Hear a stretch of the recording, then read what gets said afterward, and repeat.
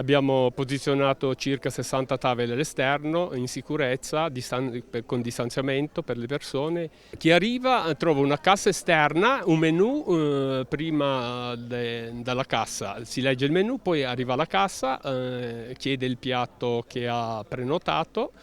Poi dalla cassa va in cucina la prenotazione, viene preparato un vassoio e viene annunciato il numero del vassoio.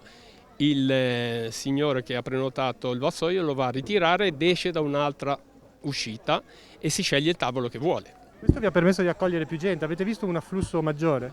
Sì, diciamo che abbiamo avuto un afflusso maggiore, diciamo che abbiamo lavorato anche parecchio sulle camere. La gente ha un po' riscoperto queste zone. Sì, nettamente ha riscoperto, sì, tutti i dintorni, i sentieri, le escursioni, tutto. È stata una cosa sicuramente, non ci aspettavamo nemmeno questo afflusso, ecco. Siamo contenti, l'impegno è stato tantissimo e diciamo anche l'impegno economico per la riapertura è stato molto consistente, però sta dando dei risultati.